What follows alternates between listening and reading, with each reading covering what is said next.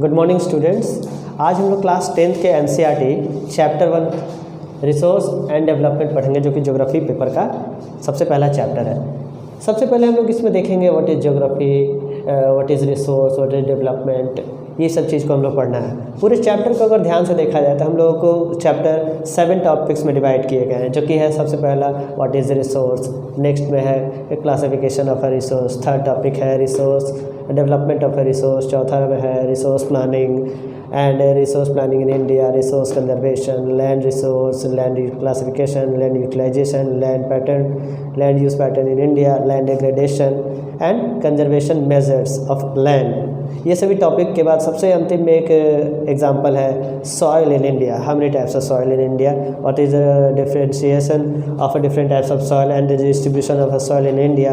यही सब हम लोग टॉपिक इसमें पढ़ेंगे। लास्ट में सॉइल इरोजन एंड कंजर्वेशन के बारे में हम लोग पढ़ेंगे, जो कि ये पूरे चैप्टर का मतलब इम्पॉर्टेंट टॉपिक्स है। आज तो ये सारा टॉपिक कवर करना बहुत मुश्किल है, क्योंकि बहुत ही बड़ा चैप्टर है ये। ओके, आज हम लोग कोशिश करेंगे कि आप लोग को चौथा टॉपिक यानी रिसोर्स प्लानिंग तक आप लोग को अच्छे से समझा दिया जाए। सबसे पहले हम लोग जानेंगे बच्चों कि व्हाट इज़ रिसोर्स, संसाधन किसको कहते हैं। What is resource, that means संसाधन। रिसोर्स का हिंदी होता है संसाधन, किसे कहते हैं। सबसे पहले हम लोग जानेंगे everything which are fulfil our basic needs and demands is called resource. हर वो चीज़ जो मानव यूज़ करता है, इस्तेमाल करता है और उससे उसकी आवश्यकता की पूर्ति हो जाती है, वो सभी चीज़ें संसाधन कहलाती हैं। बट इकोनॉमिकली फेसिबल होना चाहिए, टेक्नोलॉजिकली एक्सेसिबल होना चाहिए और कल्चरली एक्सेप्टेबल होना चाहिए। हर वो चीज़ जो भी हम लोग चीज़ यूज़ करते हैं वो सभी चीज़ें संसाधन कहलाती हैं। कोई भी चीज़ जो हम लोग यूज़ करते हैं वो तब तक संसाधन नहीं बनता है जब तक कि हम लोग फिजिकल इन्वायरमेंट, टेक्नोलॉजिकल और इंस्टीट्यूशन का यूज़ नहीं करते हैं, तब तक वो चीज़ रिसोर्स नहीं कहलाता है। एक डायग्राम आप लोग के बुक में होगा, इस तरह का ट्रायंगल बना होगा, जिसके अंदर सबसे बीच में लिखा होगा ह्यूमन बीइंग्स,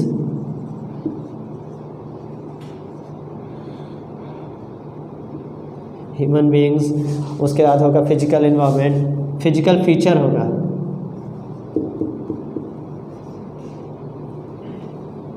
फिजिकल, यहाँ होगा टेक्नोलॉजी,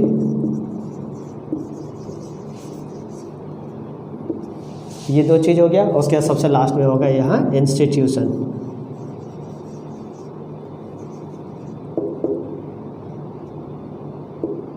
इंस्टीट्यूशन कोई भी चीज़ हम लोग एक्सट्रैक्ट करते हैं फिजिकल इन्वायरमेंट से और टेक्नोलॉजी का इस्तेमाल करके इंस्टीट्यूशन में हम लोग कोई भी एक चीज़ को हम लोग रिसोर्स बना लेते हैं। फॉर एग्जांपल, कोई भी एक एग्जांपल आप लोग अपने मन में ले आइए और सोचिए कि क्या वो आपके बेसिक नीड को फुलफ़िल कर रहा है। अगर वो कर रहा होगा तो वो सभी इन तीनों चीज़ों से क्रॉस करके तब एक रिसोर्स बनता है।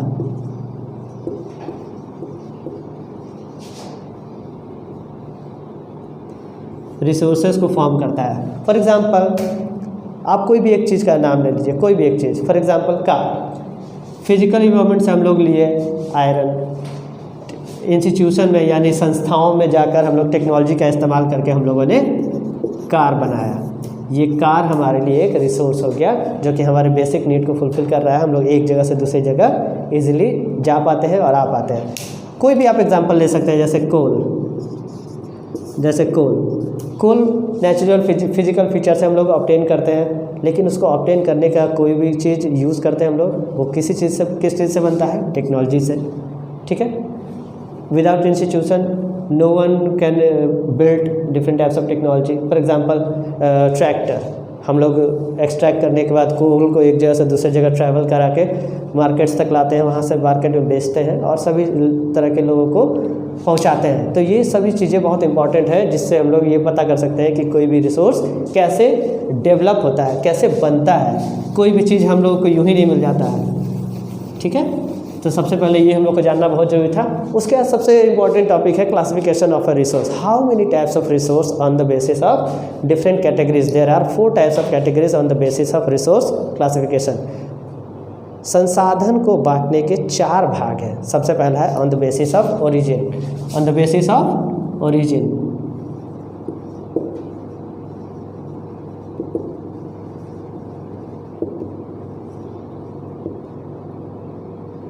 on the basis of origin there are 2 types of resources.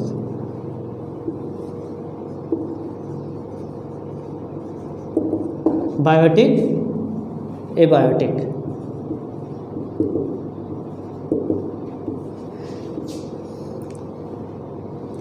Biotic को हम लोग हिंदी में जैव और एबायोटिक को अजैव कहते हैं, कि दोनों संसाधन है बायोटिक और abiotic, biotic resource, abiotic resource. Biotic resource को हिंदी में हम लोग जैव संसाधन कहते हैं, एबायोटिक रिसोर्स को हम लोग हिंदी में अजैव संसाधन कहते हैं। ये होता क्या है?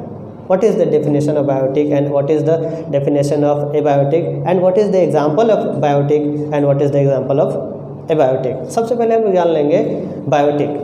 Every resource are found and built or origin by living things is called biotic resource. हर वो संसाधन जो जीवित हो या जीवित वस्तुओं से प्राप्त की गई हो वो सभी बायोटिक रिसोर्स कहलाते हैं। जैसे मानव मीन्स ह्यूमन, फिश, एनिमल्स, ये सभी चीज़ें लिविंग थिंग्स हैं और ये बायोटिक रिसोर्स का एग्जांपल है। एबायोटिक रिसोर्स क्या होता है? Those resource are obtain from non living things. हर वो संसाधन जो जीवित निर्जीव वस्तुओं से प्राप्त हो, जो जीवित ना हो, जिस बायोटिक के जस्ट अपोजिट, जो जीवित ना हो उसको हम लोग एबायोटिक कहते हैं। इसमें क्या आ जाएगा? मेटल्स, इसमें आ जाएगा कोल,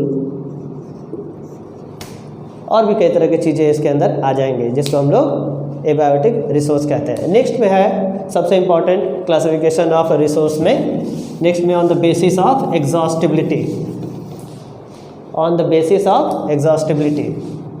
नेक्स्ट में है on the basis of exhaustibility.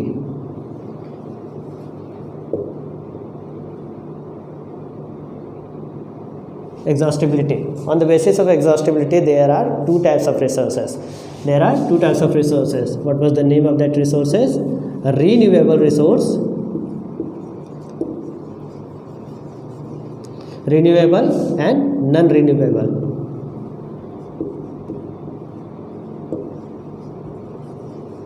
समाप्यता के आधार पर संसाधन के क्षेत्र में करते हैं। समाप्यता के आधार पर संसाधन दो तरह के होते हैं, नवीकरणीय संसाधन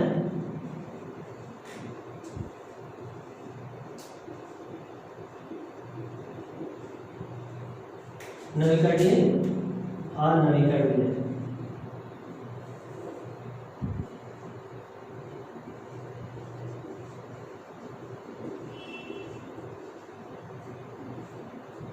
जिसको हम लोग इंग्लिश में कहते हैं रिन्यूएबल रिसोर्स और नॉन रिन्यूएबल रिसोर्स कहते हैं। इन दोनों रिसोर्स के बारे में हम थोड़ा जान लेते हैं कि होता क्या है और इसके एग्जांपल क्या है। ठीक है, तो सबसे पहला है रिन्यूएबल रिसोर्स यानी नवीकरणीय रिसोर्स। इसके वर्ड से ही सुनने में ऐसा आ रहा है कि ये एक ऐसे संसाधन का एग्जाम्पल है जो बार बार अपने आप बन जाता है। For example water, forest, soil, those type of resource which are renewed again and again is called renewable resource.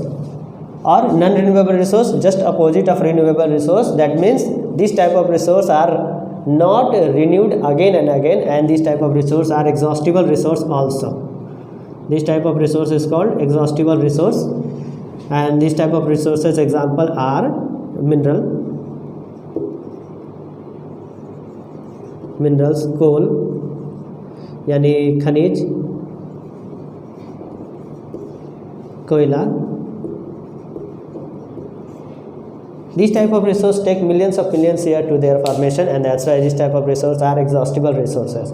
ये एक ऐसे रिसोर्स हैं जो बार बार बनते तो हैं लेकिन इसको बनने में बहुत ज़्यादा समय लगता है। Okay, this type of resource are very important.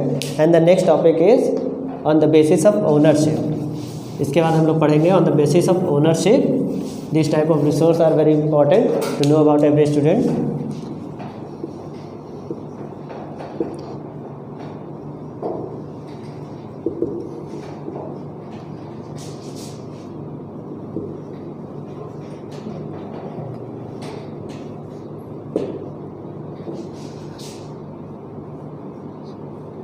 इसका हिंदी होता है स्वामित्व के आधार पर।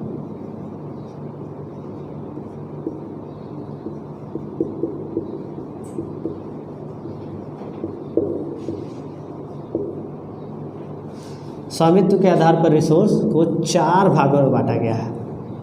कितने भागों में स्टूडेंट? 4 भागों में। आप लोग लाइन से इसको लिखते जाएंगे। सबसे पहला होता है इंडिविजुअल, जिसको हिंदी में हम लोग कहते हैं व्यक्तिगत संसाधन। उसके बाद होता है कम्युनिटी,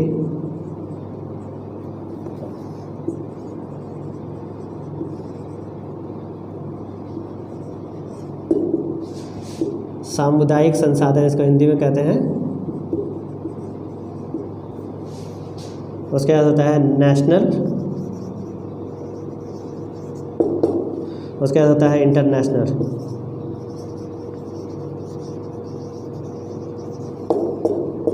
नेशनल रिसोर्स को राष्ट्रीय संसाधन कहते हैं।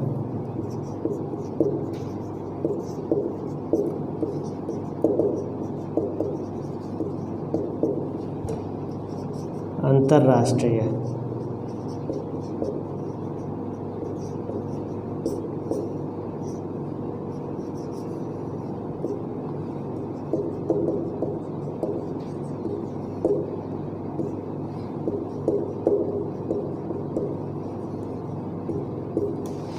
ओके स्टूडेंट्स, इन चारों क्लासिफिकेशन के बारे में भी हम लोग को थोड़ा सा जान लेना है, ज़्यादा नहीं, ये बहुत ही मुश्किल नहीं है।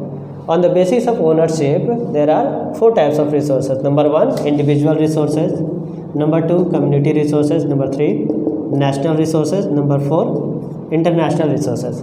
Individual resource क्या होता है? Those type of resource which are owned and operate by individual people in our society, and the right of these resources are very very limited on the individual person. सोच के देखिए, एक ऐसा संसाधन जिस पर किसी एक आदमी का या फिर सिर्फ उसके परिवार का हक हो, ऐसे संसाधन को हम लोग व्यक्तिगत संसाधन कहते हैं। जैसे हमारे घर का बना हुआ वेल, कुआं, ठीक है, ये एक एग्जांपल है जिस पर हमारा अधिकार है। हमारा कार, हमारा साइकिल, ये सब एक ऐसा रिसोर्स का एग्जांपल है जिस पर सिर्फ एक व्यक्ति या फिर उसके परिवार का ही हक होता है। इस तरह के रिसोर्स को हम लोग इंडिविजुअल रिसोर्सेज कहते हैं, ठीक है। नेक्स्ट है सामुदायिक यानी community resources. Those type of resources which are use by every people in a society is called community resources. एक ऐसा संसाधन जिस पर एक समाज के हर व्यक्ति का अधिकार हो, उसको हम लोग क्या कहते हैं? Community resources. For example parks, airport, railway station, temple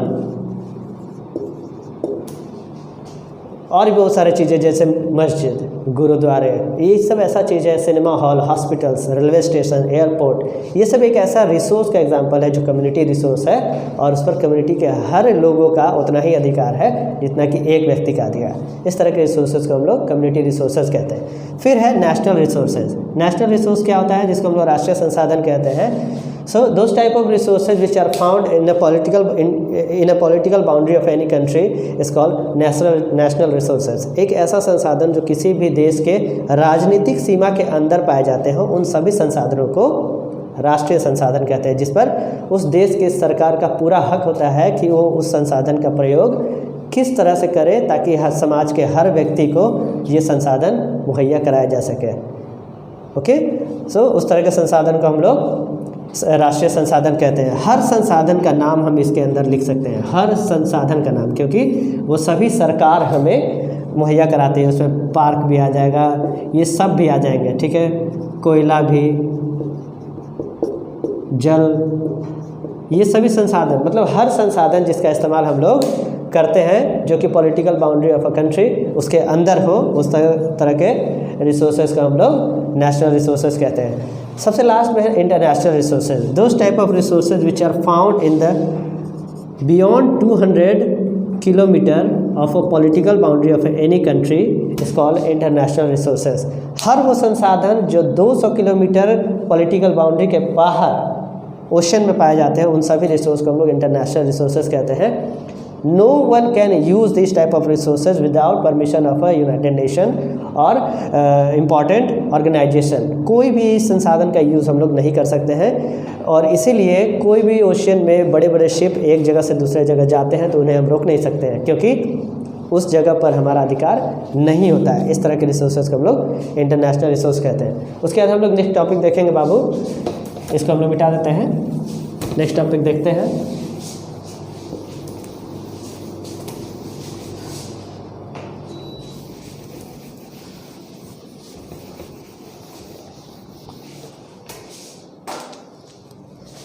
next topic है on the basis of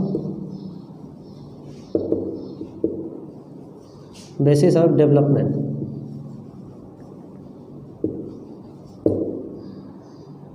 on the basis of status of development, विकास के स्तर के आधार पर, इसको हिंदी में कहते हैं विकास के स्तर के आधार पर।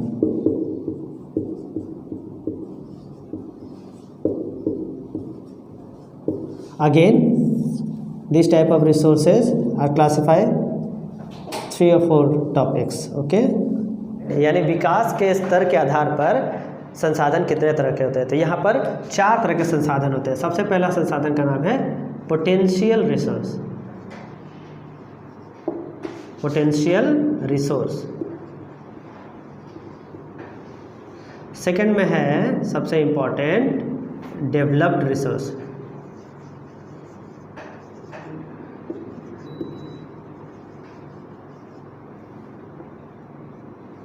थर्ड में है स्टॉक। सबसे लास्ट में है रिजर्व। पोटेंशियल रिसोर्स को हिंदी में हम लोग बच्चे कहते हैं संभावी संसाधन। क्या कहते हैं?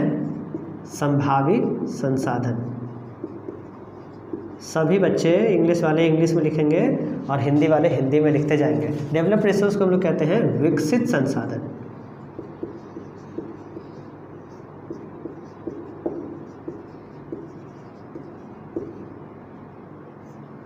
विकसित संसाधन। स्टॉक को हम लोग कहते हैं भंडार। रिजर्व को हम लोग कहते हैं संचित कोष।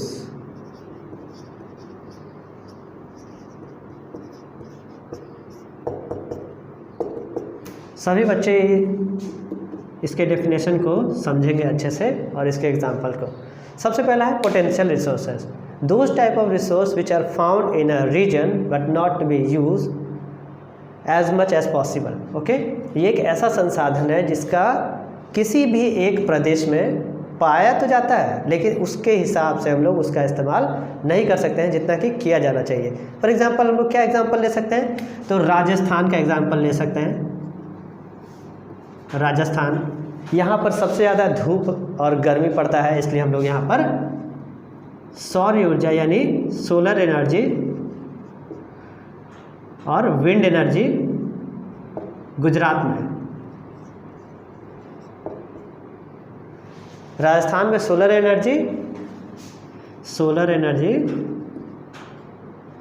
और गुजरात में विंड एनर्जी का हम लोग यूज़ कर सकते हैं। ये एक पोटेंशियल रिसोर्स है जिसमें हम लोग को फ्यूचर में इसका यूज़ हम लोग ज़्यादा से ज़्यादा कर सकते हैं। ओके, नेक्स्ट में है डेवलप्ड रिसोर्स।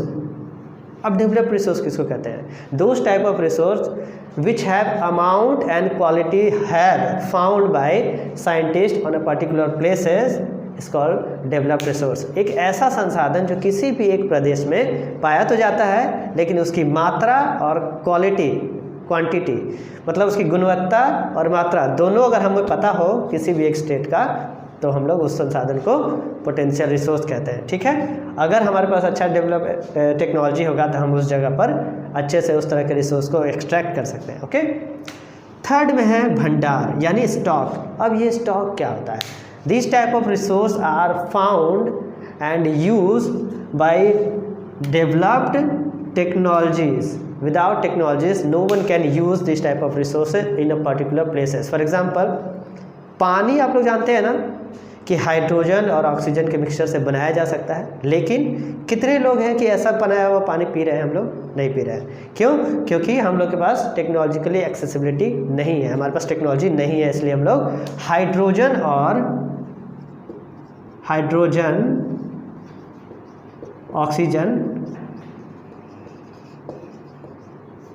ऑक्सीजन इन दोनों से बनाया हुआ जल का उपयोग नहीं करते हैं। इसी को हम लोग क्या कहते हैं? Stock. In future hope this type of water can be use by every citizen of the country. I hope so, ऐसा हो सकता है फ्यूचर में। सबसे लास्ट है रिजर्व। रिजर्व और स्टॉक ऑलमोस्ट सेम है, लेकिन कभी भी इसको सेम मत समझिएगा बच्चों, कभी भी इसको सेम मत समझिएगा, थोड़ा सा तो डिफरेंट होगा ना, तभी तो इसको अलग और इसको अलग किया गया है, कुछ तो अलग होगा। इसलिए आप लोग इसको ध्यान से समझिए बच्चे, ठीक है? ओके स्टूडेंट, सबसे लास्ट में हम लोग देखेंगे रिजर्व के बारे में, जिसको हम लोग सिंचित कोष कहते हैं। सबसे इंपॉर्टेंट चीज़ समझना है कि ये सिंचित कोष क्या होता है। Those type of resource which have found in some places in our countries but not to be use as much as possible to their needs and demands. For example, hydroelectric power. हम लोग सभी जानते हैं ना कि dam से हम लोग पानी रोक के फिर उसको ऐसे फॉल करा के टर्बाइन घुमा के बिजली का फॉर्मेशन करते हैं।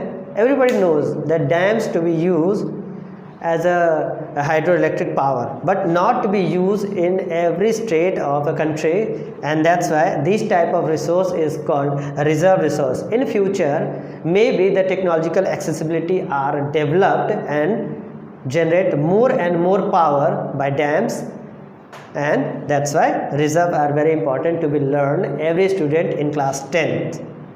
आई होप एवरी स्टूडेंट आप लोग ये सब अच्छे से समझ गए होंगे।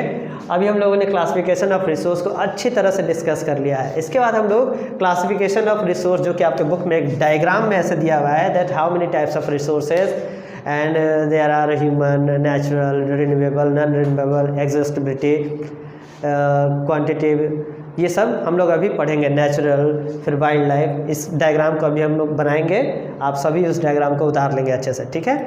इसमें एक और एग्जांपल दिया हुआ है, in future may be forest are also a stock to be use by every citizens to make and fulfil their basic demands. Okay so student, अब हम लोग नेक्स्ट में पढ़ेंगे। मैं आपके लिए एक डायग्राम बना देता हूँ, आप लोग थोड़ी देर में इसको उतार लेंगे, ठीक है? समय बचाने के लिए हम वीडियो को थोड़ी देर के लिए पॉज करेंगे। Okay student, classification of resource का एक डायग्राम है आप लोगों के बुक में, जो कि ये है। आप लोगों को इसका पूरा स्ट्रक्चर और पूरा फिगर याद होना चाहिए कि हमारे रिसोर्स कितने तरह के होते हैं। तो नेचुरल रिसोर्स होते हैं और ह्यूमन रिसोर्स होते हैं, दो ही तरह के रिसोर्स होते हैं स्टूडेंट, अच्छे तरह से याद रखिए। कोई भी एक ऐसा सामान जो आप लोग यूज़ करते हैं, कोई भी एक सामान का एग्जाम्पल अपने मन में ले लीजिए, जिसको आप लोग यूज़ करते हैं, वो आपके बेसिक डिमांड को फुलफ़िल करता है। या तो वो इस सेक्शन में होगा या तो वो इस सेक्शन में होगा। सोच कर देखिए, कोई भी एक सामान, जैसे मोबाइल फ़ोन किसने बनाया? तो ह्यूमन, तो वो ह्यूमन मेड रिसोर्स हो गया, ठीक है? कोई एक एग्जांपल लीजिए, जैसे तेल, पेट्रोलियम, ये नेचुरल है, हमने नहीं बनाया है, वो नेचुरल है। इसी के आधार पर हम रिसोर्स को कई डिविजन्स में डिवाइड करते हैं, कई डिविजन्स में।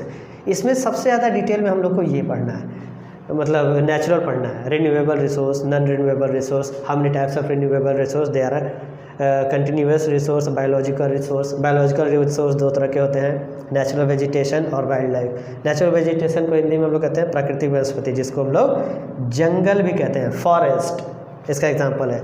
वाइल्ड लाइफ आप सभी जानते हैं, वन्य जीव जो जंगलों में रहते हैं, जीव जंतु, उसको हम लोग वाइल्ड लाइफ कहते हैं। नॉन रिन्यूएबल रिसोर्स क्या होता है? इसके दो भाग हैं, रिसाइक्लेबल रिसोर्स और non recyclable resource. Recyclable resource क्या होता है? Those type of resource which are renewed again and again. For example metals, कई ऐसे मेटल्स होते हैं जो बार बार यूज़ करते हैं, जैसे गोल्ड, जैसे सिल्वर, जैसे कॉपर, ये हम लोग बार बार यूज़ कर सकते हैं। नॉन रिसाइक्लेबल रिसोर्स होता है फॉसिल फ्यूल, जैसे कार में, बाइक में पेट्रोल अगर हम लोग डालते हैं तो वो ख़त्म हो जाता है, ठीक है? इस तरह से हम लोग उसको नॉन रिसाइक्लेबल रिसोर्स कहते हैं, ठीक है? ह्यूमन रिसोर्स में दो तरह की चीज़ें आते हैं, structure and institutions and qualities and quantities. ये एक ऐसा चीज़ है जो जानना बहुत ज़रूरी है, क्योंकि हम लोग कोई भी एक रिसोर्स का अगर एग्जांपल लेते हैं तो उसकी कोई क्वालिटीज़ होती हैं, कोई ना कोई क्वालिटी होता है, या तो अच्छा होगा या तो ख़राब होगा। दूसरी बात, उसके कुछ ना कुछ क्वांटिटीज़ होते हैं, क्या 1 है, 10 है, 50 है, कोई ना कोई अमाउंट होता है, ये जानना भी बहुत ज़रूरी था। स्ट्रक्चर क्या होता है, इंस्टीट्यूशन क्या होता है, जहाँ पर वो बनते हैं, जहाँ पर उसके बारे में हम लोग जानकारी पाते हैं। ठीक है, तो ये रिसोर्स प्लानिंग, रिसोर्स क्लासिफिकेशन का ये डायग्राम है। आप 1 मिनट इसको पॉज करके इसको अच्छे से लिख लेंगे बच्चों, ध्यान से इसको समझ लेंगे, रिन्यूएबल, नॉन रिन्यूएबल सबको। ओके स्टूडेंट, आज हम लोग इसके बाद ये देखेंगे डेवलपमेंट ऑफ ए रिसोर्स, जो कि हमारे इस चैप्टर का तीसरा टॉपिक है। सबसे पहले ये जानना जरूरी है, how and why development of a resource are very very important in front of human. संसाधनों का विकास करना मानव के लिए क्यों जरूरी है? Because the demand of resources are continuously increasing day by day due to increasing of a population in our country.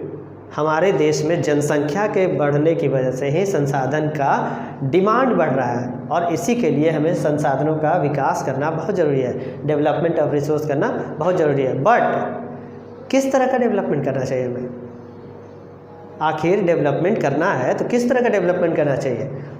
अच्छे तरीके से ये बात हमें याद रखनी चाहिए बच्चों, क्योंकि over utilisation of resources are very very disappointing of nature. मतलब संसाधनों का अति उपयोग करना, संसाधनों का ज़्यादा से ज़्यादा इस्तेमाल करना प्रकृति को नुकसान पहुंचा सकता है। इसीलिए हमें ओवर यूटिलाइजेशन पर ध्यान देना चाहिए। अगर हम लोग over utilisation of different types of resources को कंटिन्यूसली फॉलो करते हैं तो क्या होगा? There are lots of problems create by human. हमारे द्वारा कई तरह के प्रॉब्लम्स क्रिएट हो जाएंगे। फॉर एग्जाम्पल, सपोज कीजिए ये अर्थ है, ठीक है, ये हमारा अर्थ है, इसके ऊपर एक एटमॉस्फेयर का लेयर होता है, the layer of air is called atmosphere, सब लोग पढ़ चुके हैं। इसके अंदर अगर हम डेवलपमेंट करते हैं, कई तरह के स्ट्रक्चर्स बनाते हैं, फैक्ट्रीज अगर बनाते हैं, जंगलों को काटते हैं, कई तरह के रिसोर्सेज को निकालते हैं, जलाते हैं, तो क्या होता है? उससे निकलने वाले गैसेस हमारे इसी एटमॉस्फेयर के अंदर स्टोर हो जाते हैं, जिसकी वजह से क्या होता है, हमारा जो ये अर्थ का सरफेस है वो धीरे धीरे कंटिन्यूसली हीट होने लगता है, जिसको हम लोग क्या कहते हैं? ग्लोबल वार्मिंग, यानी पृथ्वी का गर्म होना। ऐसा क्यों होता है? Because of over utilisation of different types of resources, and that's why the conservation of resources are very important and resource planning. इसके बाद एक टॉपिक है resource planning are very important in front of human. संसाधनों का बचाना जरूरी हो जाता है उसके बाद, और कैसे हम लोग संसाधनों का इस्तेमाल करें, इसके लिए एक प्रॉपर प्लानिंग की ज़रूरत पड़ जाती है। इसीलिए हम लोग नेक्स्ट टॉपिक को पढ़ते हैं। ठीक है, पहले तो इसमें जान लेना है कि रिसोर्स डेवलपमेंट की वजह से होता क्या है। कुछ चीज़ें इसमें पढ़नी थी हम लोगों को, आप लोग अच्छे से याद रखेंगे। जैसे संसाधनों का इस्तेमाल करने से संसाधन धीरे धीरे घटने लगते हैं। The users of different resources can cause the resources amount are decreasing. Okay, next उसके बाद क्या है? रिसोर्सेज बहुत ही कम लोगों के हाथ तक ही पहुंच पाते हैं। ज़रा सोच कर देखिए, अमीर लोगों के पास जितने तरह के फैसिलिटीज़ होते हैं, क्या गरीब के पास भी उतने होते हैं? नहीं। ओवर यूटिलाइजेशन से, डेवलपमेंट ऑफ रिसोर्सेज से यही होता है कि समाज 2 हिस्सों में बंट जाता है, एक अमीर और एक गरीब। थर्ड में सबसे इम्पोर्टेंट क्या है? सबसे इम्पॉर्टेंट ये है कि हम लोग आखिर ऐसा क्या करें कि संसाधन हर आदमी के पास पहुंच पाए। हमें कुछ तो करना होगा, इसलिए हम लोग कुछ बातों पर ध्यान देंगे नेक्स्ट टॉपिक से रिलेटेड। चौथा टॉपिक है रिसोर्स प्लानिंग। सबसे पहले आप लोग ये जानिए स्टूडेंट कि why resource planning are very very important in front of every student and every citizen of the country. सबसे पहले आप ये क्वेश्चन पूछिए कि संसाधन नियोजन की ज़रूरत क्यों है हमें? Because there are lots of resources available in our country, but the amount of these resources are not equally distributed from all over the country, and every state, every districts are not equally same. सोचिए कि हमारे पास बहुत सारे संसाधन हैं हमारे देश में, लेकिन वो हर स्टेट में इक्वली अमाउंट में, यानी सेम संख्या में मौजूद है? नहीं मौजूद है। इसीलिए रिसोर्स प्लानिंग की हमें बहुत ज़रूरत है। एग्जाम्पल के तौर पे हम लोग ले लेते हैं, there are lots of resource available in some state. For example Jharkhand, Orissa, Chhattisgarh, Madhya Pradesh, ये सब एक ऐसे स्टेट है जहाँ पर कोयला बहुत ही ज़्यादा मात्रा में है। But is that possible that Rajasthan have coal, Jammu Kashmir have coal, Bihar have coal? No, and that's why resource planning are very important to distribute every types of resources in every region of the country. For example, water resource available in Arunachal Pradesh, but Rajasthan have lack of water. That's why resource planning are very important to distribute water resource in Rajasthan, Jammu Kashmir, Gujarat. So I hope you will understand very much कि why resource planning are very very important. आप अच्छी तरह से समझ गए होंगे कि संसाधन एक स्टेट से दूसरे स्टेट में भेजना है, हमें हर जनता तक पहुंचाना, because the responsibility of a government to provide every types of resources of every citizen of the country, and that's why resource planning are very important. For example, एक और एग्जाम्पल ले लें हम लोग. Karnataka, the richest amount of gold diamonds are available on that places, but rest of the state have not, but every citizen of the country are use of gold resources. हर देश के नागरिक लोग गोल्ड तो use कर रहे हैं ना, कैसे उनको मिल रहा है? तो आप लोग सोच लीजिए कि रिसोर्स प्लानिंग ऑफ इंडिया इसका काम करती है. रिसोर्स प्लानिंग ही ये काम करती है कि हर तरह का रिसोर्स कैसे हर आदमी तक पहुँचे. ठीक है स्टूडेंट्स, आज के लिए हमें लगता है कि इतना सारा एग्जाम्पल काफ़ी रहेगा. आई होप आपको जितनी भी बातें हम समझाए हैं वो अच्छे से समझ में आया होगा. और इसके बाद 3 टॉपिक जो और बचा हुआ है, यहाँ से 4 टॉपिक क्लियर हो गया है, 3 टॉपिक जो और बचा हुआ है हमारे नेक्स्ट वीडियो में हम लोग लेकर आएंगे. I hope you will understand very much. Okay, और इसमें कोई अगर डाउट आप लोगों को हो तो आप लोग बढ़िया से पूछ सकते हैं. ठीक है, thanks for being with us and have a nice day. Good day ahead.